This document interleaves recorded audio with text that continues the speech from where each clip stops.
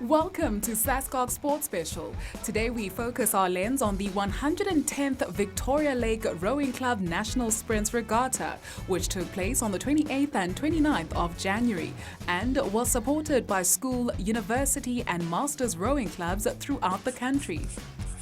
So this is the 110th VLC National Sprints. It's a national regatta, which means we have athletes coming up from Cape Town. We've got Bishop School here from Cape Town. We've got the Durban Club up from Durban. We've got UCT. We've got athletes from all over the country. It's the largest all-ages regatta in the country. So that means it covers all ages from 13 all the way to 85. This weekend we've been privileged enough to have 4 Olympians racing here. The amount of work that goes into organizing this regatta is huge, because there's no infrastructure here to host a rowing event. If you look at the lanes, you can see these lanes had to be laid. We've spent 2 weeks laying lanes. This tower that's here had to be erected so that the umpires can start the races and finish the races. Every little minute detail has to be done. It's just not, this venue is not made for rowing. One of the first races of the weekend is the junior men's under 14 quads. Busy lining up at the moment. The race, 1,000 metres, and you see the umpire just dropping their flag. King Edward's closest to us, Parktown crew next to that. In the middle of the course, Jeppe and St Benedict's as they take off on their 1,000 metre race. Good beginnings there for St Benedict's, moving very well in the middle of the course. They have been quick over the entire season. This 1,000 metre race is the standard distance for junior men's under 14, and we see St Benedict's Shore now in a commanding lead here as they come through into the last couple of 100 metres of this 1,000 metre race, well clear and comfortable of the rest of the field. Jeppe moving well in the black and white strip on the far side. As you see St Benedict's come across into the last 50 metres of this race, 3 strokes to go, 4 strokes to go as they cross the line. St John's have moved through Jeppe, as you can see closest to us here in the maroon tops. They lead Jeppe and take second place in this big final for the junior men's under 14s. Jeppe have to be comfortable or happy with the third place, just pipping the second St Benedict's crew out of the medals for today. Lots of elation there in the St Benedict's crew, just acknowledging their crowd as they come. So there you have it, the results. St Benedict's Shore take the gold, quite convincingly ahead of St John's Henning and Jeppe McCourt. We've always had boys start off very slowly, where they struggle to do things like feathering and squaring, which is a very simple thing to do for the older boys. But as they struggle with that, it takes about 2 weeks for them to learn how to row a full slide. And a full slide not really at the best of their ability that we saw today, but they did progress at a slowish rate in the beginning, and it does take time to get them going. I think I've seen good work happen from when they started until now, but it has been a long process in terms of the technique. Well, while you're racing, you just like thinking, get the stroke right, so that Mr. Page doesn't shout at us. So just keep on getting it right, every single stroke. But it's such an amazing feeling. The next big race on the course is the final of the junior men's under 15 quads. Closest to us here in the purple strip, Germiston High School. Very good to see Germiston making the final. Good starts there for King Edward's, Jeppe and Germiston in the early stages of this under 15 race. Again, this 1,000 metre distance is the standard distance for junior men's under 15, and we also see in the middle of the course a good start there for St John's, stroked by Martin. Other schools in this final, Mondial High School out on the far side in lane 2, moving very well. And then on the inside, 2 St Benedict's College crews, King Edward's and Germiston. Almost at the halfway mark, we see it being led now by the crew from St Benedict's. St Benedict's definitely showing their domination in both the boys under 14 and the boys under 15 race. We see there a convincing lead for St Benedict's as they cross the line. They will cross the line convincingly ahead of St John's, who in turn are ahead of a second St Benedict's crew, which really just does go to show the depth that St Benedict's has in this under 15 age group. Once again, lots of celebration from the St Benedict's crew as they turn and go back in. There are the results confirming a win for St Benedict's, St John's Martin in second place, and St Benedict's doing well to win 2 medals in this event in third. The current group of boys that I've got now, I've been working for them since last year, August roughly. They're a great bunch of boys, really hard working, really determined, which makes my job really easy because I don't have to beg and plead to get them to do sessions. They're pretty self-motivated and they get on with it and get it done themselves, which is really cool, and they're really keen to succeed and do well.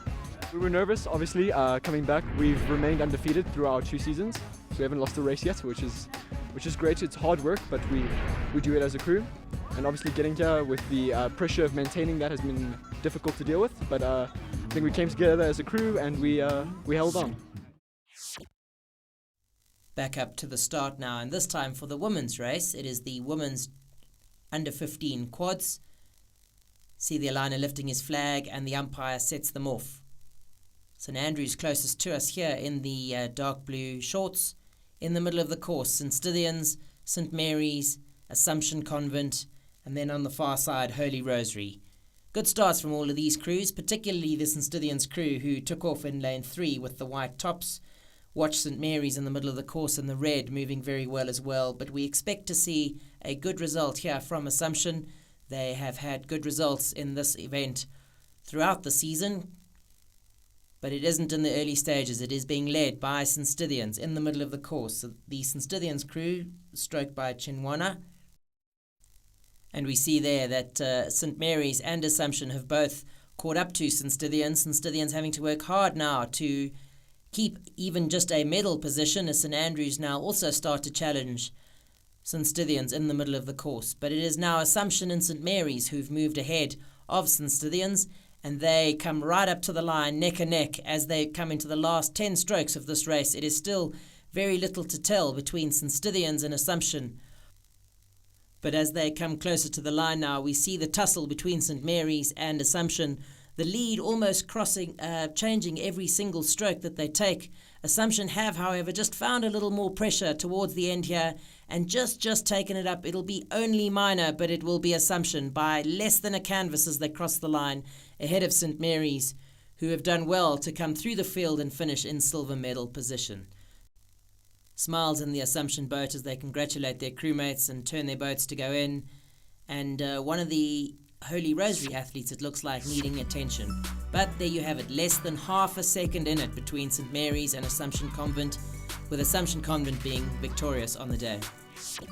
From when I started coaching these girls, the first thing I noticed is that they have so much heart.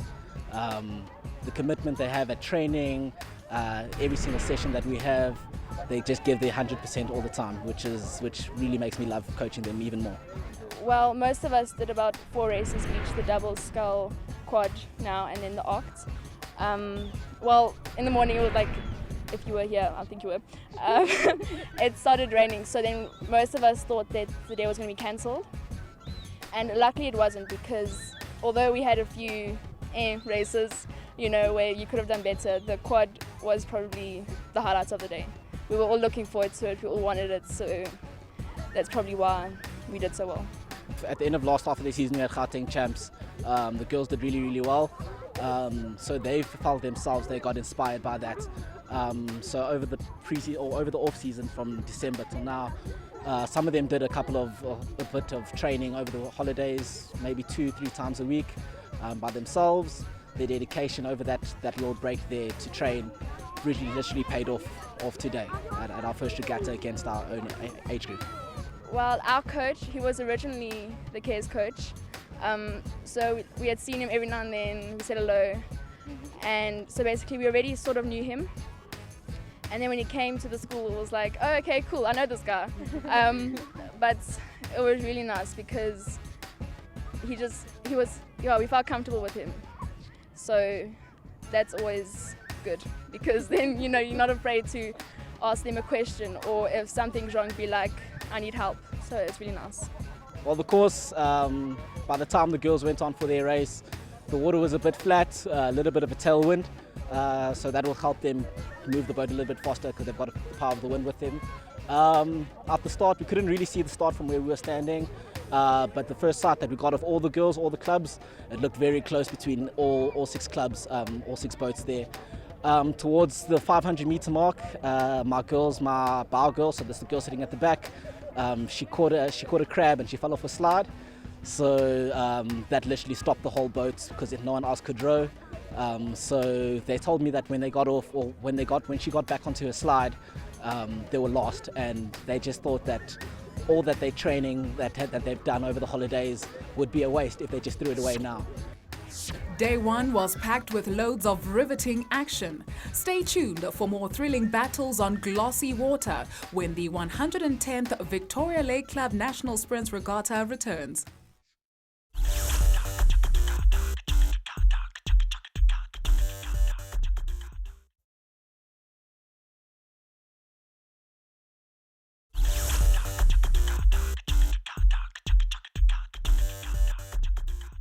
Welcome back to SASCOC Sports Special. Let's take a look at some exciting highlights from Day 2 of the 110th Victoria Lake Club National Sprints Regatta.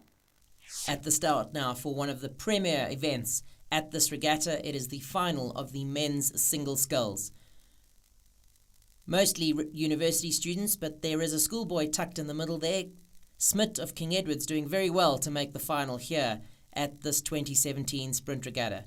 Williams of UJ off to a flying start there. We see him just going ahead, anticipating the go, slightly better than the rest of the field, and he really does get his bow out in front a little earlier than most of the athletes. But it is Mittendorf of Tux as they start to settle into their stride now. Mittendorf of Tux, having represented South Africa before in the under-23 double last year in Rotterdam, well clear of the field in the early stages of this 1,000-meter race.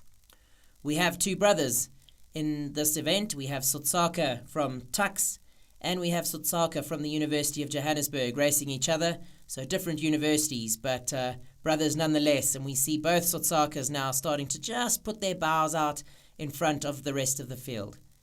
It is, however, Sotsaka from the University of Johannesburg who starts to move on the rest of the field. About halfway now, and he's starting to just put some distance between him and the rest of the field. But really, Mittendorf off to a flying start over the first 500 metres and really has put distance between himself and the rest of the field. He might have used too much energy, though, because it looks like Sotsaka now of UJ just starting to close that gap as they come into the last 100 metres of this race. And it is Sotsaka of UJ who's really rode Mittendorf down, and we expect the line any minute now, and there it is. Crosses the line, and we'll have to wait for the photo finish to see who the actual winner is. Sotsaka doing exceptionally well there to row Mittendorf down. And in the end, the camera tells us by 0.36 of a second, it is Sotsaka of the University of Johannesburg. Mittendorf has to settle for the silver today. Yeah, well, this has been good, eh? I think UJ Rowing Club has developed quite a bit, quite a high standard training program, especially with our coach Dennis Howard and our new former Olympic gold medalist Sizwe. So I mean, the season's going well. On my side, I think I've been training quite hard whilst focusing on the studies, trying to make sure we pass. But sure, it's been good, especially with today. Yeah, so we've been training quite hard. It's the start of the season. It's the first regatta. But we did train in December. Mzi didn't have most of December. We trained up until the 20th of December, doing already a lot of hard work. But now it's time to get back to studies. He's studying a BSc in mathematics, quite a smart boy as well. So it's tricky to juggle the both, but he's a good athlete, so he gets it right. He's actually been with us, I think, since last year, just before boat race, just trying to teach us how to row well. I mean, since he won gold in 2012, I mean, he's just been looking to help everyone, and especially with me, teaching me how to be a lot more smooth, find rhythm, and be a lot more efficient in the way I use my stroke. So which is pretty good, which is what was needed today in the racing. So yeah.